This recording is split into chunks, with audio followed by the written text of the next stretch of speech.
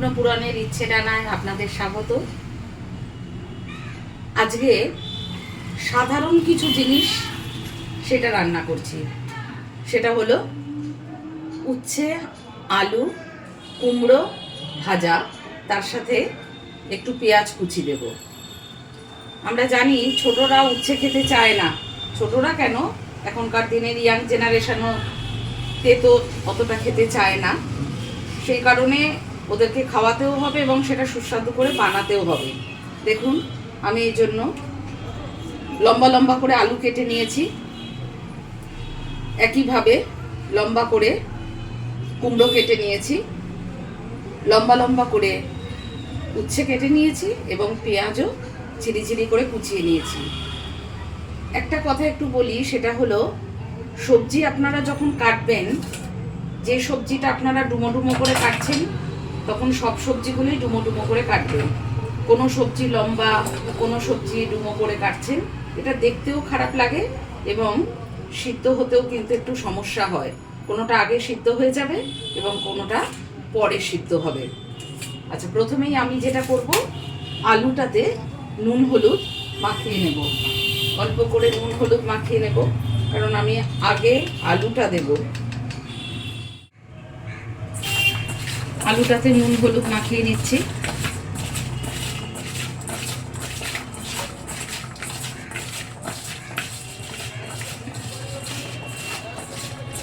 এই আলু, উচ্ছে, কুমড়ো, পেঁয়াজ ভাজাতেও আমি কিন্তু একটু মিষ্টি দেব। আপনারা একটু দিয়ে দেখবেন যে একটা তেঁতোর যে একটা খুব কড়া ভাব থাকে, সেটা কিন্তু কমে যাবে। এমনিতেও কমে যাবে যেহেতু সবজিগুলো পড়ছে, কিন্তু একটু মিষ্টি দিলে খুবই স্বাদ হয়। আমি কড়াইতে তেল দিয়ে দিচ্ছি।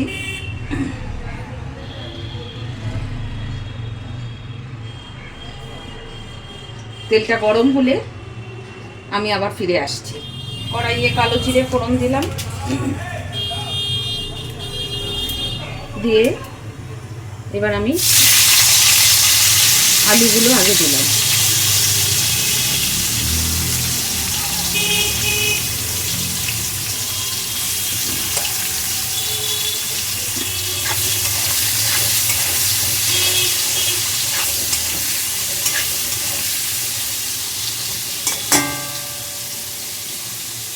আলুগুলো হতে হতে আমি এই নুন হলুদের জলে উচ্ছেগুলো একটু দিয়ে দিচ্ছি।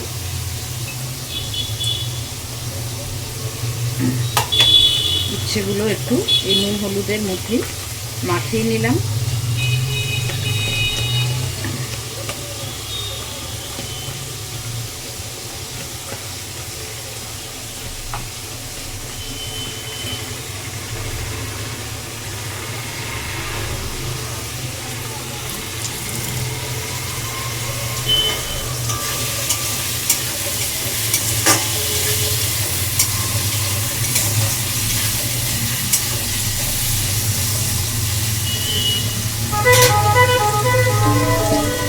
একইভাবে এবার উচ্ছেগুলো মেশালাম।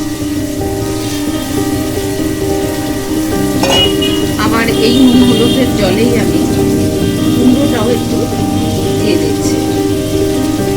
উচ্ছের সঙ্গে আমি পেঁয়াজটাও দিয়ে দিচ্ছি।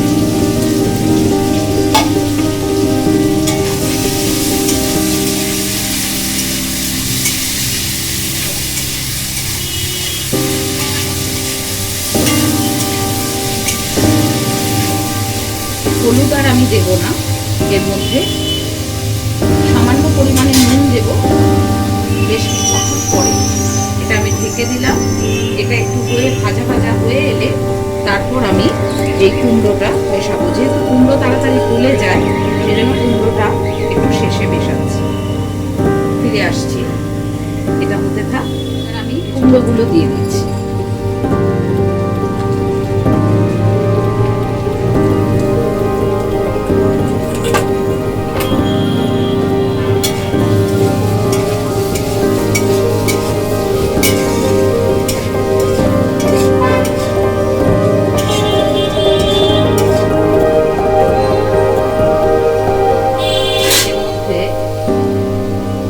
সামান্য একটু নুন লাগবে, কারণ আমি তো সব সবজিতেই নুন হলুদ মাখিয়ে রেখেছি, খুব সামান্য পরিমাণে নুন দিচ্ছি, কারণ সবজিগুলো অলরেডি নুন মাখানো ছিল।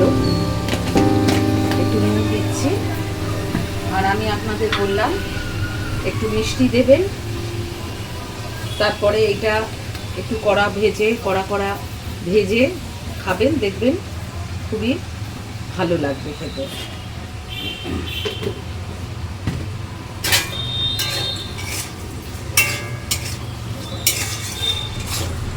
বাচ্চারা যখন খাবে বা আমাদের বড় ছেলেমেয়েরাই যখন খাবে, ওদের কিন্তু একটুও সেই অর্থে তিতো লাগবে না। এটা সব কিছু দেওয়া হয়ে গেল, আমি আবার এটাকে ঢেকে দেব। তারপরে আস্তে আস্তে একটু ধিমা আছে এটাকে ভাজবো, একটু কড়া ভাজবো। ভাজার পর শেষ মুহূর্তে আমি আপনাদের কাছে আবার দেখাবো।